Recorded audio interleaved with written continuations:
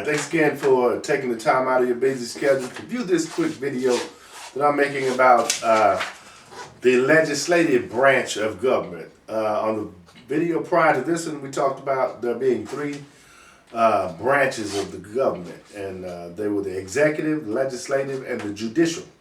This particular video, we're going to talk about the legislative. Now, the Congress is the legislative branch. Its main function is to make laws.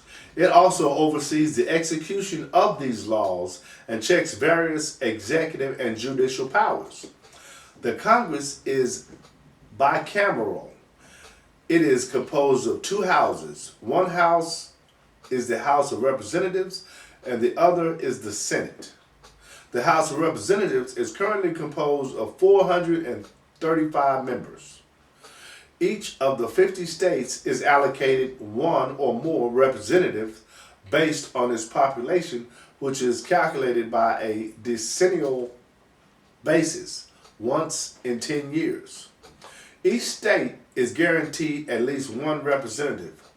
A state that is allocated more than one representative divides itself as state procedures dictate into a number of districts equal to the number of representatives to which it is entitled. The people in each district vote to elect one representative to Congress. States that have only one representative allocated choose at-large representatives. The state votes as one entire district.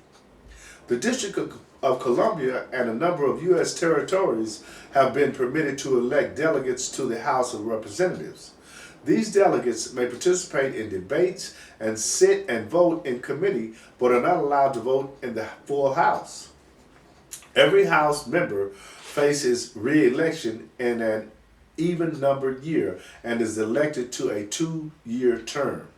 The House is presided over by a Speaker who is directly elected by the members of the House. The Senate is the upper house of the legislative branch of the United States and possess 100 members, which is considerably less than the 435 members of the House of Representatives. Each state chooses 2 senators, regardless of that state's population. The Constitution originally dictated that a state's senators were to be chosen by the state's legislature. After the 17th Amendment was ratified in 1913, senators were elected directly by the state's population. In contrast to the House 2-year terms, senators are elected to a 6-year stint in office. In addition, only 1/3 of the Senate stands for election during an even year.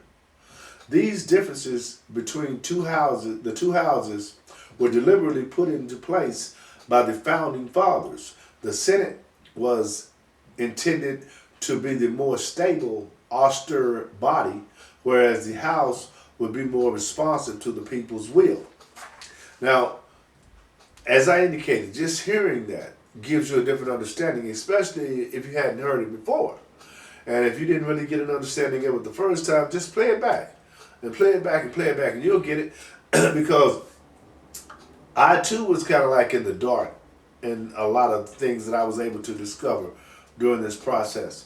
Because, you know, when we see people talking on television and we understand their positions, we don't really understand how they work together in conjunction for the betterment of the people a lot of times, because it looks like they're simply fighting one another, right? Rather than, you know, trying to become a party that comes together and can, you know, grow something together, make everybody happy, make everything work for everyone. But, you know, the world we live in, that's not necessarily the way it is, right?